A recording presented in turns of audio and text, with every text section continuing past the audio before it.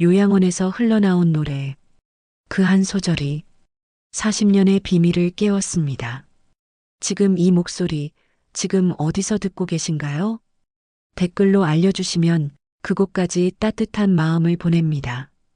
새벽 5시 요양원 지하 1층 급식실에서 불이 켜졌습니다. 스테인리스 식판이 쌓인 선반 앞에서 최순자는 묵묵히 앞치마를 두르고 있었습니다. 78배 나이, 허리는 구부정하고 손은 거칠었지만 순자의 손놀림만큼은 여전히 능숙했습니다. 오늘은 미역국이구나. 어르신들 좋아하시는데. 순자는 커다란 솥에 물을 붓고 불을 켰습니다. 보글보글 끓어오르는 물소리가 조용한 급식실에 울려 퍼졌습니다.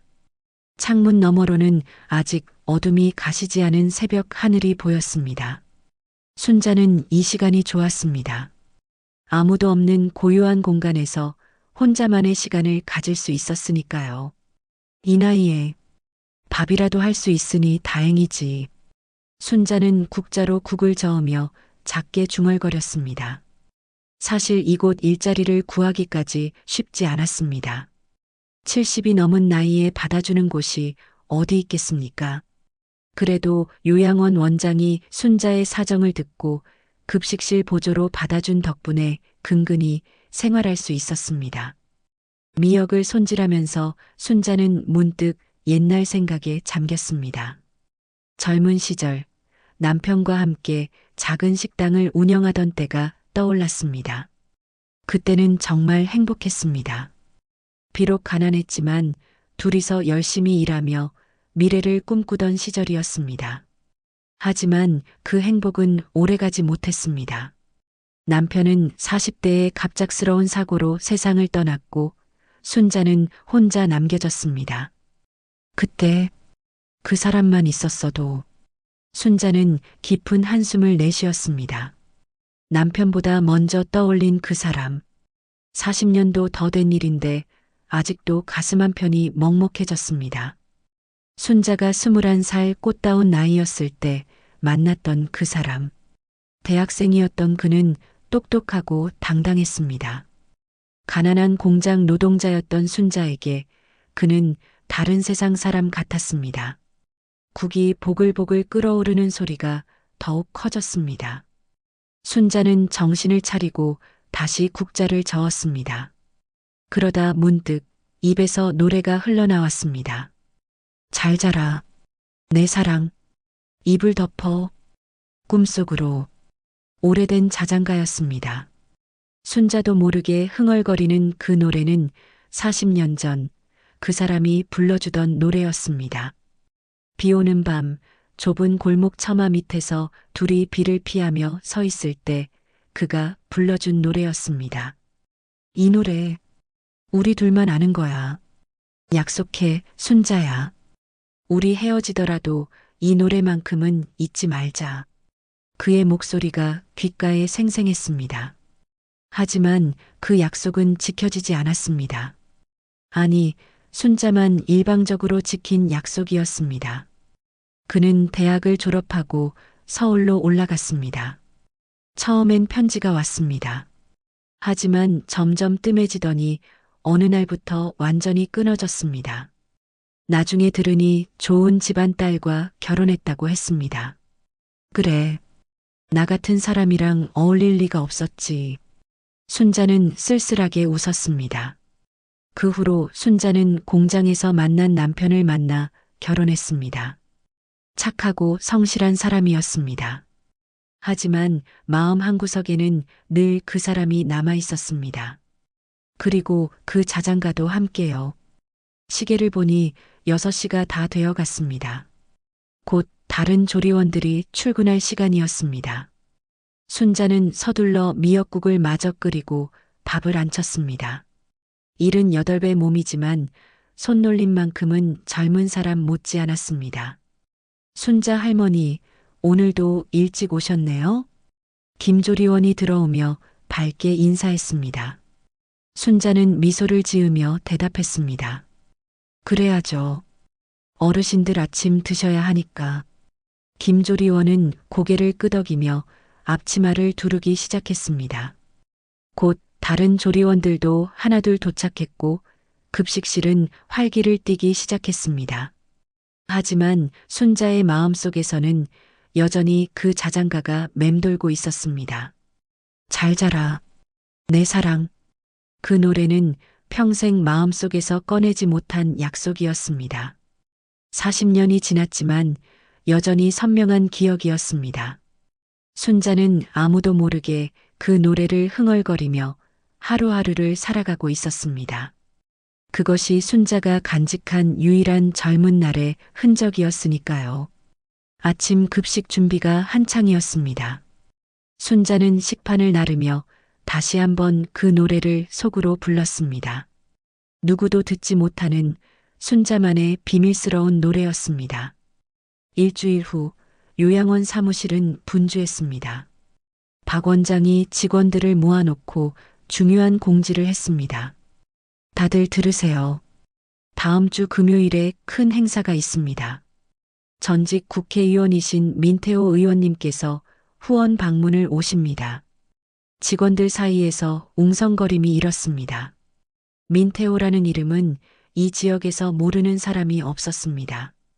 오랜 기간 국회의원을 지낸 유명 정치인이었으니까요. 은퇴한 지 몇 년 되었지만 여전히 영향력이 있는 인물이었습니다. 급식실에서도 특별히 신경 써주세요. 의원님과 수행원들 식사 준비해야 합니다. 박 원장의 말에 김조리 원장이 고개를 끄덕였습니다.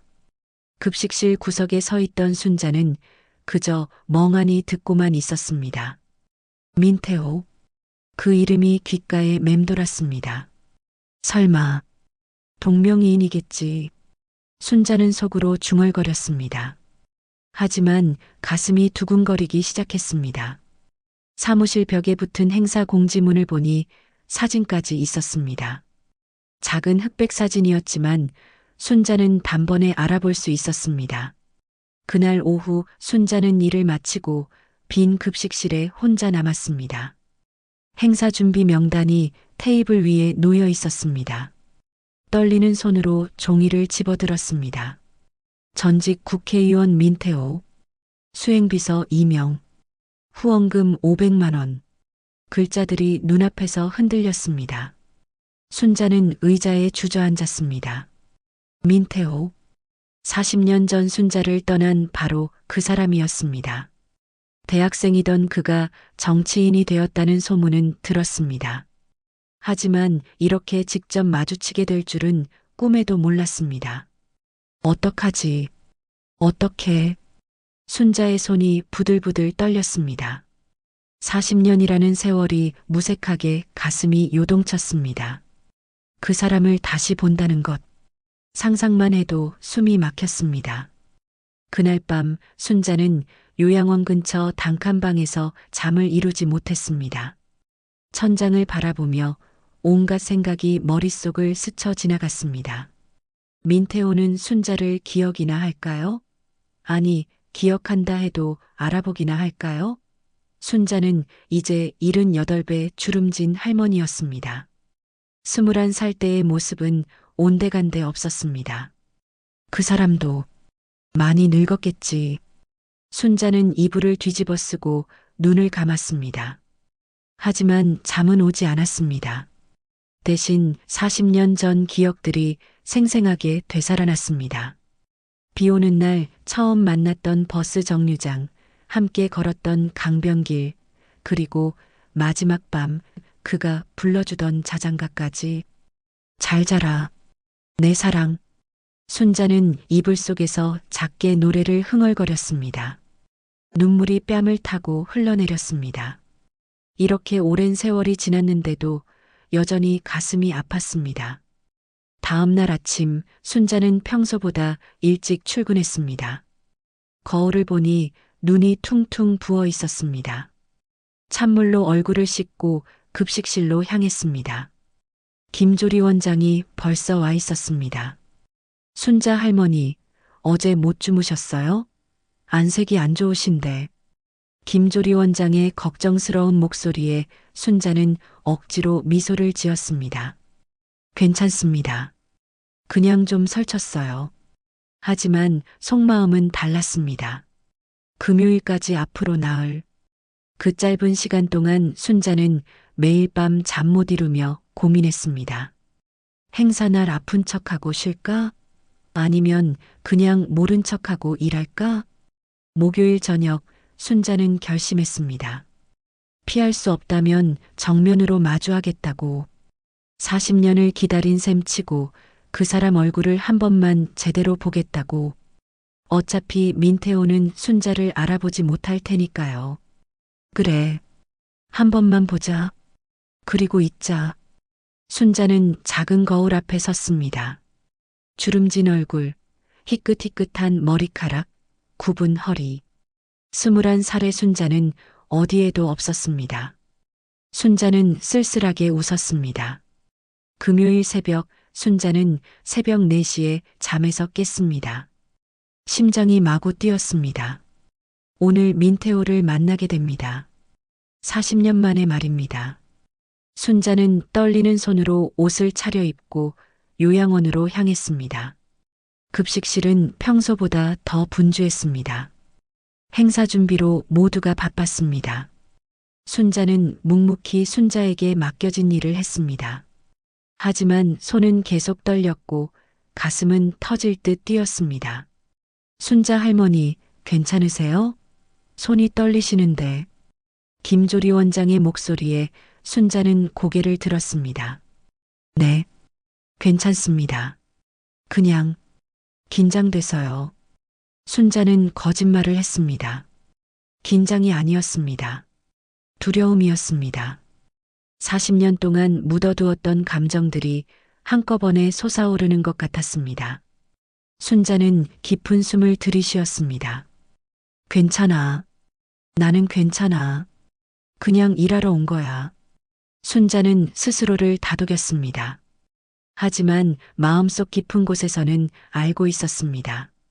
오늘 순자의 인생에서 무언가가 바뀔 것이라는 것을요. 오전 10시 요양원 현관에 검은색 승용차 2대가 멈춰 섰습니다. 박 원장과 직원들이 줄지어 서서 손님을 맞이했습니다. 차 문이 열리고 정장 차림의 노인이 내렸습니다. 민태호였습니다. 어서 오십시오, 의원님. 박 원장이 공손히 인사했습니다. 민태호는 부드러운 미소를 지으며 악수를 청했습니다. 75의 나이였지만 자세는 꼿꼿했고 목소리는 여전히 힘이 있었습니다. 오랜만에 뵙습니다, 원장님. 요양원 어르신들 건강하시죠? 네, 의원님 덕분입니다. 안으로 드시죠. 일행은 요양원 안으로 들어갔습니다. 급식실에서는 순자와 다른 조리원들이 마지막 준비를 하고 있었습니다. 순자는 국자를 들고 있었지만 손이 계속 떨렸습니다. 순자 할머니, 식판 나르는 거 도와주시겠어요? 김조리 원장의 부탁에 순자는 고개를 끄덕였습니다. 식판을 들고 복도로 나가는 순자의 다리가 후들거렸습니다. 민태호 일행이 식당으로 들어오고 있었습니다. 진짜 민태호야. 정말 그 사람이야. 순자는 멀리서 민태호의 모습을 보았습니다. 40년이라는 세월이 흘렀지만 알아볼 수 있었습니다. 조금 늙었지만 여전히 당당한 자세, 그 목소리까지 똑같았습니다. 식당에는 요양원 어르신들과 민태호 일행이 자리를 잡았습니다. 순자는 식판을 나르며 최대한 민태호를 피하려 했습니다. 하지만 급식실에서 음식을 더 가져오라는 지시가 떨어졌습니다. 순자 할머니, 죄송한데 국 한 통 더 가져다 주시겠어요? 순자는 떨리는 손으로 커다란 국 솥을 들었습니다. 무거웠지만 어쩔 수 없었습니다. 식당으로 향하는 순자의 심장은 미칠 듯이 뛰었습니다. 민태호는 어르신들과 이야기를 나누고 있었습니다. 따뜻한 미소를 지으며 손을 잡아드리기도 했습니다. 정치인답게 사람 대하는 솜씨가 좋았습니다. 순자는 국솥을 들고 테이블 옆으로 다가갔습니다. 긴장한 탓일까요? 순자는 문득 입에서 노래가 흘러나오는 것을 느꼈습니다. 무의식 중에 흥얼거린 것이었습니다. 잘 자라, 내 사랑, 입을 덮어, 꿈속으로. 아주 작은 목소리였습니다. 하지만 바로 옆에 앉아있던 민태호의 귀에 들렸습니다. 민태호의 몸이 굳었습니다. 손에 들고 있던 식판이 미끄러졌습니다. 쨍그랑. 식판이 바닥에 떨어지는 요란한 소리가 식당을 가득 채웠습니다. 국물이 사방으로 튀었습니다. 모든 사람의 시선이 민태호에게 쏠렸습니다. 의원님, 괜찮으세요? 비서가 황급히 다가왔습니다. 하지만 민태호는 대답하지 못했습니다. 민태호의 시선은 순자에게 고정되어 있었습니다. 떨리는 목소리로 물었습니다. 그 노래, 방금 부르신 노래. 순자도 얼어붙었습니다. 두 사람의 눈이 마주쳤습니다. 40년이라는 세월이 한순간에 무너졌습니다. 민태호의 눈이 점점 커졌습니다. 왜 당신이 그 노래를? 민태호는 말을 잇지 못했습니다. 순자는 국솥을 내려놓고 고개를 숙였습니다. 손이 부들부들 떨렸습니다. 죄송합니다. 제가 실수했습니다. 순자는 서둘러 바닥에 떨어진 식판을 주었습니다. 민태호는 일어서려다 다시 주저앉았습니다. 얼굴이 창백해졌습니다. 의원님, 몸이 안 좋으신가 봅니다. 잠시 쉬시죠. 비서가 민태호를 부축했습니다. 민태호는 계속 순자를 바라보았습니다. 순자도 고개를 들어 민태호를 보았습니다. 그 짧은 순간 40년의 세월이 두 사람 사이를 스쳐 지나갔습니다. 박 원장이 황급히 다가왔습니다. 의원님, 괜찮으십니까? 불편하시면 사무실에서 좀 쉬시죠. 민태호는 고개를 끄덕였습니다. 비서의 부축을 받으며 일어섰지만 걸음이 휘청거렸습니다. 순자는 그런 민태호를 멀리서 지켜보았습니다. 알아봤어. 분명히 알아봤어. 순자의 가슴이 터질 듯 뛰었습니다. 자장가 한 소절에 민태호가 반응한 것입니다. 40년이 지났어도 그 노래를 기억하고 있었던 것입니다. 민태호가 사무실로 들어간 후 식당은 다시 조용해졌습니다. 하지만 순자는 그 자리에 서서 움직이지 못했습니다. 김조리 원장이 다가와 물었습니다. 순자 할머니, 무슨 일 있으세요? 얼굴이 새하얗게 질렸어요. 순자는 고개를 저었습니다. 아니에요. 그냥 놀라서요. 하지만 순자의 마음속은 폭풍우가 몰아치고 있었습니다. 민태호가 그 노래를 기억한다는 것. 그것은 순자를 기억한다는 뜻이었습니다. 40년이 지났어도 그 약속을 잊지 않았다는 뜻이었습니다. 사무실에서 민태호는 의자에 앉아 숨을 고르고 있었습니다. 비서가 물을 건넸지만 민태호는 받지 않았습니다. 손으로 얼굴을 감싸며 중얼거렸습니다. 그 노래, 분명히 그 노래였어. 순자가 부르던. 비서는 무슨 말인지 알아듣지 못했습니다. 하지만 민태호의 상태가 심상치 않다는 것은 알 수 있었습니다. 한참 후 민태호는 천천히 입을 열었습니다. 저분, 급식실에서 일하시는 분, 성함이 어떻게 되시죠? 비서는 잠시 당황했지만 곧 박 원장에게 물어보았습니다. 박 원장이 직원 명단을 확인했습니다. 최순자라고 하십니다, 의원님. 민태호의 눈이 흔들렸습니다. 최순자, 40년 전 민태호가 사랑했던 그리고 버렸던 바로 그 이름이었습니다. 행사가 끝난 후 며칠이 지났습니다. 순자는 평소처럼 급식실에서 일했지만 마음은 복잡했습니다. 민태호도 서울 사무실에서 일하고 있었지만 머릿속에는 온통 그날의 일뿐이었습니다. 민태호는 비서 이 과장을 불렀습니다. 신중한 표정으로 말했습니다. 이 과장, 자네에게 부탁할 일이 있네. 말씀하십시오, 의원님. 요양원에서 일하시는 최순자라는 분. 그분에 대해 좀 알아봐 주게. 조용히 아무도 모르게. 이 과장은 의아한 표정을 지었지만 묻지 않았습니다. 오랜 기간 민태호의 비서로 일하면서 배운 것이 있었습니다. 묻지 말아야 할 때를 아는 것이었습니다. 일주일 후, 이 과장은 두꺼운 서류 봉투를 들고 민태호의 사무실로 들어왔습니다. 민태호는 조용히 봉투를 받아들었습니다. 고맙네, 이 과장. 아무한테도 말하지 말게. 알겠습니다, 의원님. 이 과장이 나가고 혼자 남은 민태호는 떨리는 손으로 서류를 펼쳤습니다. 최순자의 주민등록등본, 가족관계 증명서, 경력 사항들이 나왔습니다. 배우자, 강민수, 사망. 민태호의 눈이 그 줄에서 멈췄습니다. 순자가 결혼했다는 것은 알고 있었습니다. 하지만 남편이 이미 세상을 떠났다는 사실은 몰랐습니다. 사망 일자를 보니 20년도 더 전이었습니다. 사고사, 건설 현장 추락사. 민태호는 계속 서류를 넘겼습니다. 그런데 다음 페이지를 보는 순간 민태호의 손이 멈췄습니다. 강민수의 경력 사항이었습니다. 2000년부터 2005년까지 민태호 의원 선거 후원의 회계 담당. 민태호는 의자에 등을 기댔습니다. 머릿속이 복잡해졌습니다. 순자의 남편이 민태호의 선거 후원금을 관리했다는 것입니다. 그리고 그 기간 중에 사고로 사망했다는 것이었습니다. 이게 무슨, 우연히 이럴 수가. 민태호는 더 자세한 자료를 찾아보았습니다.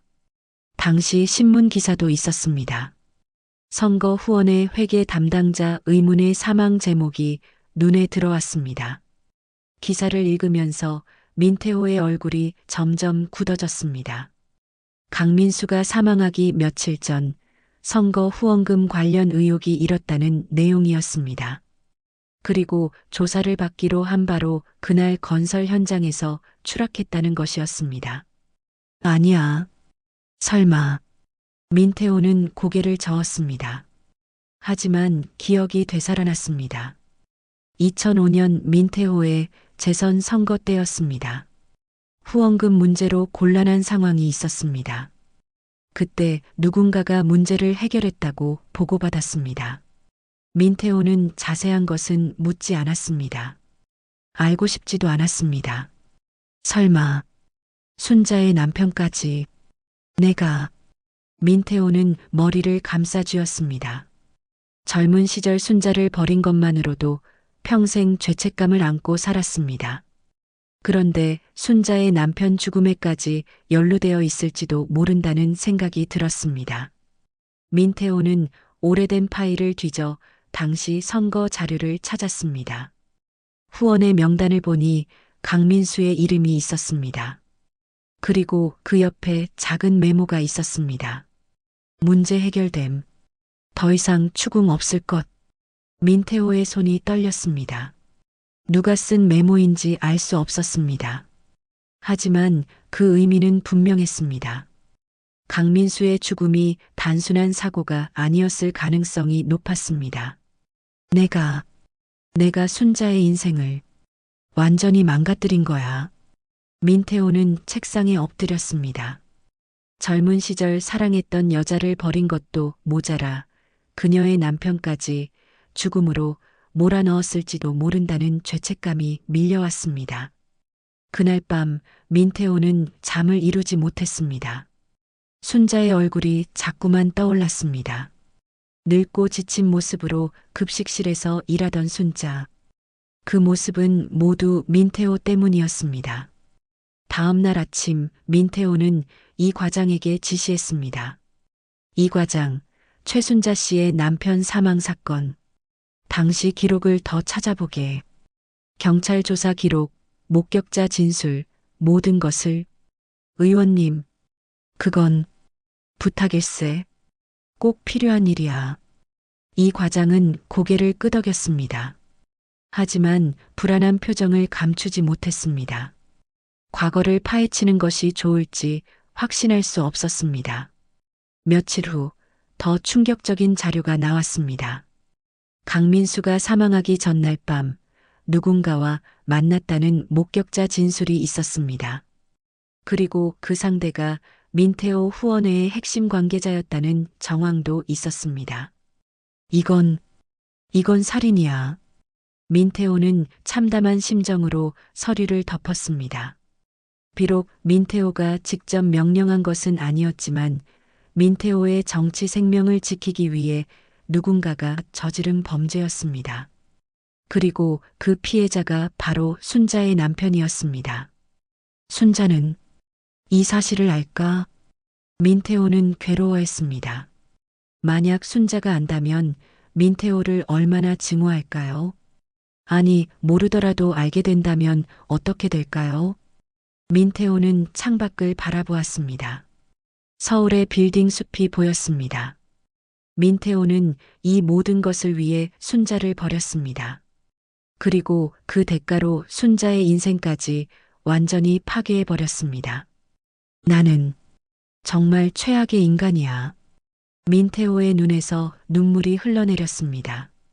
70평생 처음 흘리는 참회의 눈물이었습니다. 며칠 후 서울의 한 신문사 사회부 기자실에서 젊은 기자 한 명이 컴퓨터 화면을 들여다보고 있었습니다. 탐사보도팀의 김 기자였습니다. 최근 이상한 제보를 받았기 때문입니다. 전직 의원 민태호, 과거 후원금 비리, 관련자 의문사. 김 기자는 자료를 정리하며 눈빛이 날카로워졌습니다. 특종의 냄새가 났습니다. 민태호는 은퇴했지만 여전히 영향력 있는 인물이었습니다. 만약 과거 비리가 드러난다면 큰 파장이 일 것이었습니다. 김 기자는 현장 조사를 시작했습니다. 요양원을 찾아가 주변 사람들을 인터뷰했습니다. 그러던 중 최순자라는 급식실 할머니에 대한 이야기를 들었습니다. 그분 남편이 옛날에 민 의원 선거 후원회에서 일했대요. 근데 사고로 돌아가셨다는데 김 기자의 직감이 작동했습니다. 더 깊이 파고들기 시작했습니다. 옛날 신문 기사, 경찰 기록, 주변 증언들을 모았습니다. 그리고 놀라운 사실을 발견했습니다. 이거 단순 사고가 아니야. 김 기자는 데스크에게 보고했습니다. 데스크도 심각한 표정을 지었습니다. 확실한 증거가 있나? 정황 증거는 충분합니다. 목격자 진술도 있고요. 다만 결정적 물증이 좀 더 파봐. 이건 큰 건이 될 수 있어. 그 무렵 요양원에서는 이상한 일이 벌어지고 있었습니다. 박 원장이 순자를 사무실로 불렀습니다. 원장의 표정이 어두웠습니다. 순자 할머니, 죄송합니다만. 순자는 불길한 예감이 들었습니다. 박 원장은 말을 이었습니다. 민원이 들어왔습니다. 행사 때 의원님께 실례를 했다고, 위에서 할머니를 교체하라고. 순자는 눈앞이 캄캄했습니다. 원장님, 제가 뭘 잘못했습니까? 저도 어쩔 수가 없습니다. 후원자분이신데, 해고는 아니고 계약 만료 처리로 할게요. 순자는 고개를 숙였습니다. 결국 이렇게 끝나는구나. 40년 만에 만난 민태호는 순자를 다시 한번 버린 것입니다. 순자는 아무 말 없이 사무실을 나왔습니다. 그날 밤 순자는 짐을 쌌습니다. 많지도 않은 살림이었습니다. 옷가지 몇 벌, 낡은 이불, 그리고 작은 나무 상자 하나. 순자는 나무 상자를 열었습니다. 안에는 오래된 편지와 사진들이 들어 있었습니다. 사진 속에는 젊은 순자와 민태호가 함께 찍혀 있었습니다. 40년 전 어느 봄날이었습니다. 둘은 행복하게 웃고 있었습니다. 순자는 사진을 쓰다듬으며 눈물을 흘렸습니다. 결국 이렇게 되는구나. 서울에서 민태호도 힘든 시간을 보내고 있었습니다. 이 과장이 심각한 표정으로 들어왔습니다. 의원님, 큰일입니다. 기자가 움직이고 있습니다. 민태호는 고개를 들었습니다. 뭐라고? 탐사보도팀에서 강민수 씨 사건을 조사하고 있습니다. 곧 기사가 나갈 것 같습니다. 민태호는 한숨을 쉬었습니다. 결국 드러나는구나. 숨겨왔던 과거가 세상에 나오는 것입니다. 의원님, 이 일이 터지면 정치 인생이 알고 있네. 민태호는 담담하게 대답했습니다. 이 과장은 당황했습니다. 그런데 왜 이렇게 침착하십니까? 뭔가 조치를 취해야. 조치라니. 사실을 덮으라는 건가? 민태호의 목소리에는 피로가 묻어났습니다. 이 과장은 말을 잇지 못했습니다. 민태호는 창밖을 바라보았습니다. 이 과장, 자네도 알다시피 나는 평생 도망쳐왔네. 젊은 시절 사랑도 버리고 양심도 버리고 진실도 외면하며 살아왔지. 이제 그만 도망치고 싶네. 하지만 의원님, 됐네. 이제 끝낼 때도 됐어. 바로 그때 박 원장에게서 전화가 왔습니다. 요양원 직원 해고 건을 확인하는 전화였습니다. 민태호는 깜짝 놀랐습니다. 뭐라고? 최순자 씨를 해고했다고?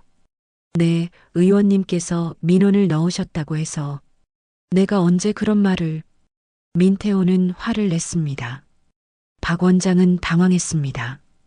그럼 누가? 민태호는 이 과장을 쳐다보았습니다. 이 과장이 고개를 숙였습니다. 죄송합니다. 의원님을 위해서. 자네가 무슨 권한으로. 민태호는 분노했습니다. 하지만 곧 진정했습니다. 화를 내봤자 소용없었습니다. 이미 벌어진 일이었습니다. 원장님, 최순자 씨를 다시 복직시켜 주시오. 아니, 더 좋은 조건으로. 네, 하지만 내가 책임지겠습니다. 부탁합니다. 전화를 끄는 민태호는 깊은 한숨을 쉬었습니다. 모든 것이 꼬여가고 있었습니다. 기자의 취재, 순자의 해고, 과거의 비밀. 모든 것이 한꺼번에 터져 나오려 하고 있었습니다. 의원님, 정말 이대로 두시겠습니까? 이 과장의 걱정스러운 목소리에 민태호는 고개를 끄덕였습니다. 그래야지. 이제 더 이상 도망칠 곳이 없네. 밤이 깊어갔습니다. 서울과 요양원 두 곳에서 각각 순자와 민태호는 잠 못 이루는 밤을 보내고 있었습니다. 폭풍 전야의 고요함이었습니다. 해고 통보를 받은 후 순자는 빈 방에 홀로 앉아 있었습니다. 창밖으로 보이는 하늘은 잿빛이었습니다. 순자는 작은 수첩을 꺼내 들었습니다. 낡고 누렇게 바랜 수첩이었습니다. 수첩을 펼치자 오래된 손글씨가 나왔습니다. 순자가 젊은 시절 쓴 일기였습니다. 순자는 떨리는 손으로 페이지를 넘겼습니다. 1980년 5월 21일. 오늘 태호와 헤어졌습니다. 태호는 서울로 올라간다고 했습니다. 저는 울지 않았습니다. 다만 태호에게 한 가지만 약속받았습니다. 우리 노래만큼은 잊지 말아달라고. 순자의 눈에서 눈물이 떨어졌습니다. 다음 페이지를 넘겼습니다. 1980년 6월 3일. 태호에게 편지가 왔습니다. 하지만 읽지 않고 태웠습니다. 읽으면 다시 흔들릴 것 같아서요. 태호는 태호의 길을 가야 합니다. 저는 제 길을 가야 하고요. 또 다른 페이지였습니다. 1982년 3월 15일. 민수 씨와 결혼했습니다. 착한 사람입니다. 하지만 가슴 한편은 여전히 비어 있습니다. 미안합니다, 민수 씨. 순자는 수첩을 덮었습니다. 마지막 페이지에는 손글씨로 쓴 글이 하나 더 있었습니다. 당신이 떠나더라도 미워하지 않겠습니다. 당신이 저를 잊더라도 원망하지 않겠습니다. 다만 우리의 약속만, 그 자장가만큼은 기억해 준다면 그것으로 충분합니다. 순자는 수첩을 가슴에 안았습니다. 40년 동안 지켜온 약속이었습니다. 누구에게도 말하지 않았던 비밀이었습니다. 그때 밖에서 빗소리가 들려왔습니다. 순자는 창문을 열었습니다. 빗방울이 얼굴에 떨어졌습니다. 40년 전 그날도 이렇게 비가 내렸습니다. 태호야, 당신은 지금 어디서 뭘 하고 있나요? 순자는 작게 중얼거렸습니다.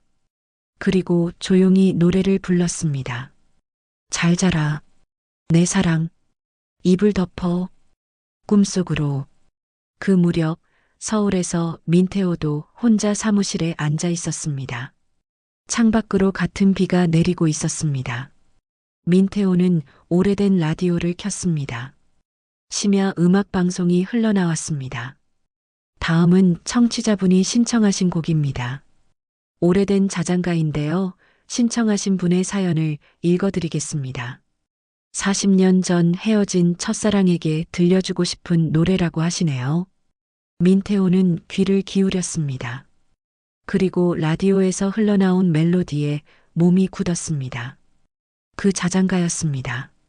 순자와 약속했던 바로 그 노래였습니다. 잘 자라, 내 사랑, 이불 덮어, 꿈속으로. 민태호의 눈에서 눈물이 흘러내렸습니다. 라디오 진행자의 목소리가 계속 이어졌습니다. 신청하신 분께서는 이렇게 쓰셨습니다. 그 사람이 이 노래를 들을 수 있을지 모르겠지만 아직도 그 약속을 기억하고 있다는 것을 전하고 싶다고요. 비록 만날 수 없어도 같은 노래를 듣는다면 마음만은 함께 있는 것이 아닐까 하고요. 민태호는 라디오 앞에 무릎을 꿇었습니다. 흐느끼는 소리가 빈 사무실에 울려 퍼졌습니다. 순자야, 미안해. 정말 미안해. 민태호는 평생 흘리지 않았던 눈물을 쏟아냈습니다. 젊은 시절 버렸던 사랑, 순자의 남편을 죽음으로 몰아넣은 죄책감, 그리고 지금까지 외면해 왔던 모든 것들이 한꺼번에 밀려왔습니다. 난 평생 당신을 잊은 적이 없소. 단 하루도. 민태호는 책상 서랍을 열었습니다. 깊숙이 감춰둔 작은 사진 한 장을 꺼냈습니다. 40년 전 순자와 찍은 사진이었습니다. 색이 바랬지만 두 사람의 미소는 여전히 환했습니다. 내가 정말 바보였어. 이 모든 걸 버리고 뭘 얻었다고. 민태호는 사진을 가슴에 안았습니다. 라디오에서는 계속 자장가가 흘러나왔습니다. 순자도 같은 시간 같은 노래를 듣고 있었습니다. 빗소리가 점점 거세졌습니다. 하늘은 어두웠지만 두 사람의 마음속에는 희미한 빛이 켜지고 있었습니다. 40년 만에 다시 연결된 마음이었습니다. 순자는 창가에 서서 비를 바라보았습니다. 태호야, 당신도 이 노래를 듣고 있나요? 우리의 약속? 아직 기억하고 있나요? 민태호는 사무실 창가에 서서 같은 하늘을 바라보았습니다. 순자야, 나는 기억하고 있소. 하루도 잊은 적 없소. 두 사람은 서로 다른 곳에 있었지만 같은 노래로 연결되어 있었습니다. 비는 밤새 내렸고 그 빗소리와 함께 자장가는 두 사람의 마음속에 스며들었습니다. 다음 날 아침 순자는 결심했습니다. 더 이상 도망치지 않기로. 민태호를 만나 모든 것을 이야기하기로. 40년의 침묵을 깨뜨리기로. 민태호도 같은 결심을 했습니다. 순자를 찾아가 무릎 꿇고 용서를 빌기로. 숨겨왔던 모든 진실을 밝히기로. 그것이 민태호가 할 수 있는 마지막 속죄였습니다. 비는 그쳤지만 두 사람의 마음속에는 여전히 폭풍우가 몰아치고 있었습니다. 하지만 그 폭풍우를 뚫고 나갈 용기도 함께 생겨나고 있었습니다. 일주일 후 서울의 한 호텔 기자회견장에는 수많은 기자들이 모여 있었습니다. 전직 국회의원 민태호가 긴급 기자회견을 연다는 소식 때문이었습니다. 이미 인터넷에는 민태호의 과거 의혹에 대한 기사가 돌고 있었습니다. 의원님, 정말 하시겠습니까? 이 과장이 마지막으로 물었습니다. 민태호는 고개를 끄덕였습니다. 해야지. 더 이상 미룰 수 없네. 하지만 이건 자살 행위입니다. 모든 것을 잃으십니다. 이미 오래전에 잃었던 것들일세. 이제라도 찾아야지. 민태호는 단상으로 올라갔습니다. 수많은 카메라 플래시가 터졌습니다. 민태호는 깊은 숨을 들이쉬고 입을 열었습니다. 오늘 여러분 앞에 선 것은 제 과거의 죄를 고백하기 위해서입니다. 기자들 사이에서 웅성거림이 일었습니다. 민태호는 계속 말을 이었습니다. 저는 젊은 시절 한 여자를 사랑했습니다. 하지만 출세를 위해 그녀를 버렸습니다. 그것이 제 평생의 첫 번째 죄입니다. 민태호의 목소리가 떨렸습니다. 하지만 멈추지 않았습니다. 그리고 그녀의 남편이 제 선거 후원회에서 일하다 의문의 사고로 돌아가셨습니다. 저는 그 진실을 외면했습니다. 알면서도 모른 척했습니다. 그것이 제 두 번째 죄입니다. 기자회견장이 술렁였습니다. 이 과장은 고개를 떨구었습니다. 다른 보좌진들도 당황한 표정이었습니다. 저는 그 여자의 인생을 두 번 망가뜨렸습니다. 한 번은 사랑으로, 한 번은 정치로. 바로 그때였습니다. 기자회견장 뒤쪽 문이 열렸습니다. 모든 사람의 시선이 그쪽으로 향했습니다. 순자가 들어오고 있었습니다. 순자는 평소와 다른 옷을 입고 있었습니다. 깔끔한 한복 차림이었습니다. 머리도 단정히 빗어 올렸습니다. 비록 78배 나이였지만 품위가 느껴졌습니다. 민태호는 단상에서 순자를 보았습니다. 눈이 마주쳤습니다. 40년의 세월이 그 눈빛 속에 담겨 있었습니다. 순자, 민태호의 입에서 작게 이름이 흘러나왔습니다. 순자는 천천히 앞으로 걸어왔습니다. 기자들은 카메라를 들이댔지만 순자는 개의치 않았습니다. 단상 아래에 선 순자가 입을 열었습니다. 민태호 씨. 순자의 목소리는 떨렸지만 분명했습니다. 모든 사람이 숨을 죽이고 들었습니다. 저는 당신을 원망한 적이 없습니다. 민태호의 눈이 커졌습니다. 믿을 수 없다는 표정이었습니다. 남편이 돌아가신 것도 당신 때문이라는 걸 알았습니다. 오래전부터요. 하지만 미워하지 않았습니다. 순자의 눈에서 눈물이 흘러내렸습니다. 다만 그 노래를, 우리의 약속을 잊지 않았을 뿐입니다. 민태호는 단상에서 내려왔습니다. 순자에게 다가갔습니다. 기자들의 플래시가 미친 듯이 터졌지만 두 사람은 보지 못했습니다. 순자, 미안하오. 정말 미안하오. 민태호는 순자 앞에 무릎을 꿇었습니다. 70평생 누구 앞에서도 꿇어본 적 없는 무릎이었습니다. 하지만 순자 앞에서는 달랐습니다. 일어나세요. 순자가 민태호의 팔을 잡았습니다. 민태호는 고개를 저었습니다. 안 돼요. 용서받을 때까지 일어날 수 없소. 용서는 이미 했습니다. 40년 전에. 순자의 말에 민태호는 고개를 들었습니다. 순자는 미소를 지었습니다. 주름진 얼굴이었지만 그 미소는 여전히 아름다웠습니다. 당신이 그 노래를 기억하고 있다는 것만으로 충분합니다. 민태호는 일어섰습니다. 두 사람은 서로를 바라보았습니다. 기자들은 계속 사진을 찍었습니다. 하지만 두 사람에게는 아무것도 보이지 않았습니다. 순자, 나는 평생 당신을 잊은 적이 없소. 저도 알고 있었어요. 순자가 가방에서 작은 수첩을 꺼냈습니다. 민태호도 주머니에서 오래된 사진을 꺼냈습니다. 두 사람이 젊은 시절 찍은 바로 그 사진이었습니다. 당신도 간직하고 계셨군요. 순자의 목소리에 놀라움이 묻어났습니다. 민태호는 고개를 끄덕였습니다. 단 하루도 잊은 적이 없소. 기자회견장은 혼란스러웠습니다.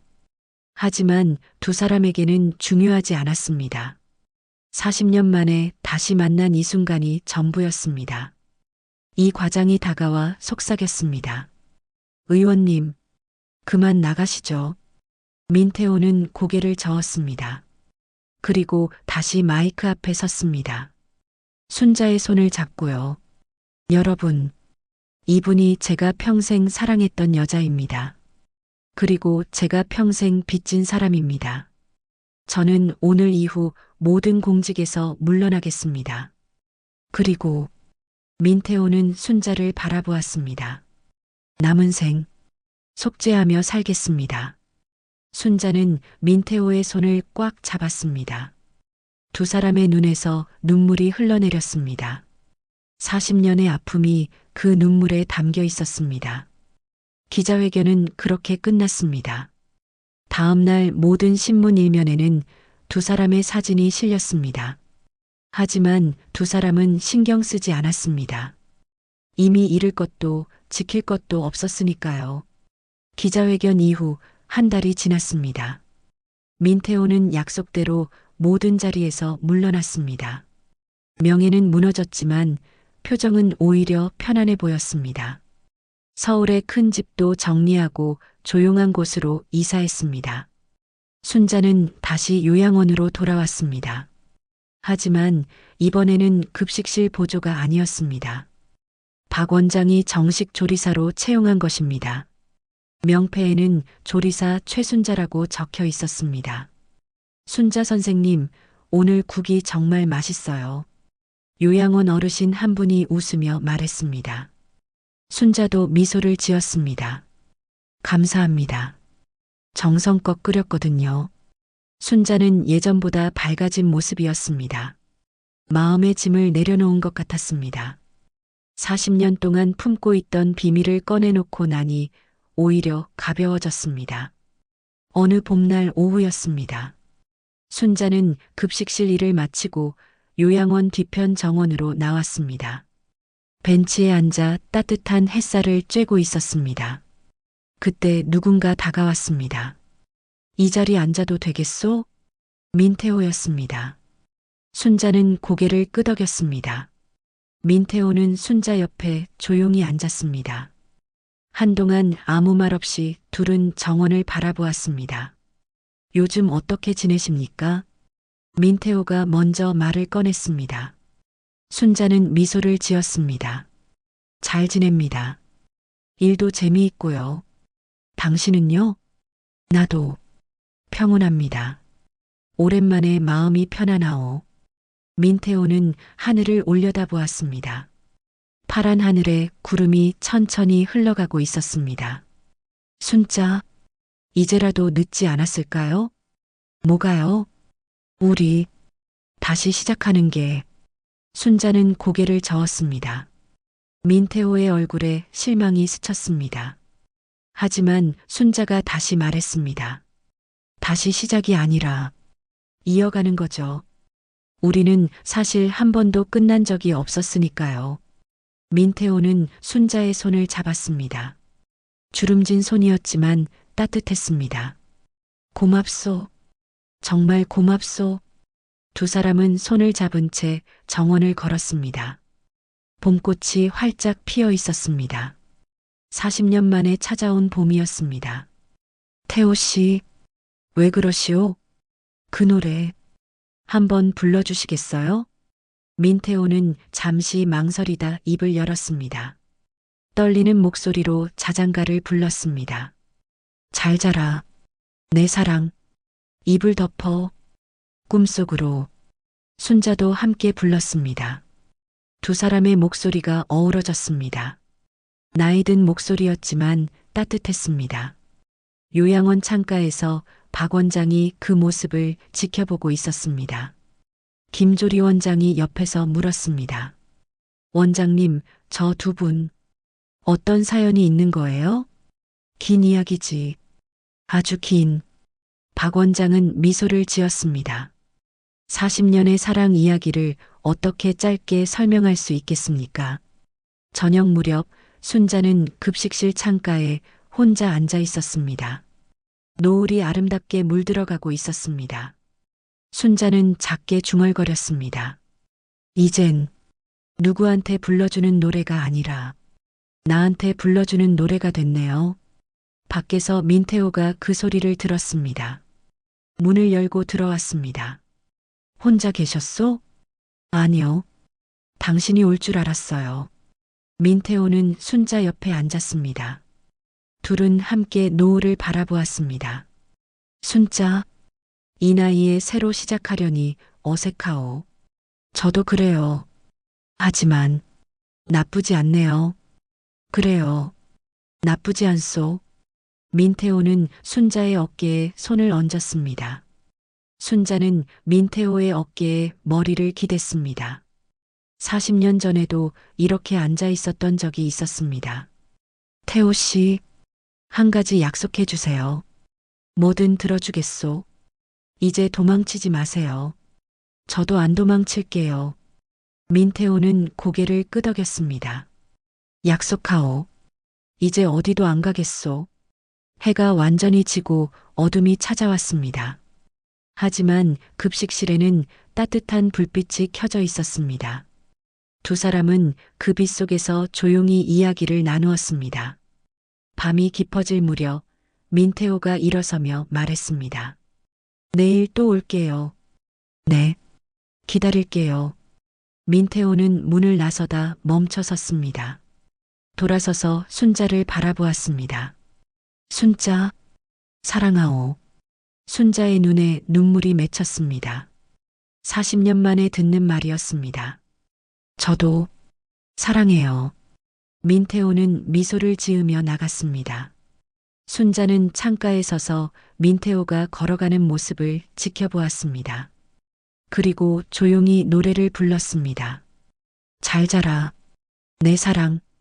이불 덮어, 꿈속으로.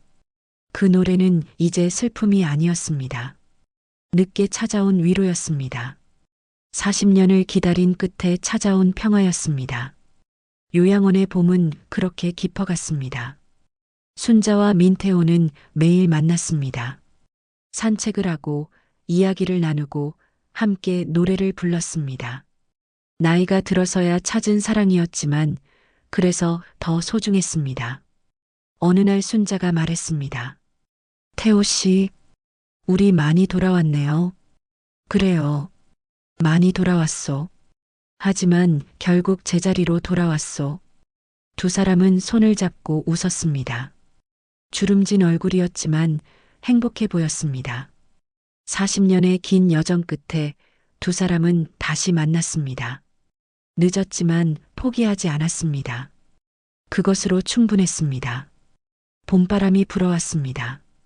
꽃향기가 가득했습니다. 순자와 민태호는 그 바람 속에서 조용히 미소 지었습니다. 조금 늦은 봄이었지만 그래서 더 아름다운 봄이었습니다. 이 사연 마음에 남으셨다면 구독과 좋아요로 함께 해주세요. 끝나지 않은 사연이었습니다.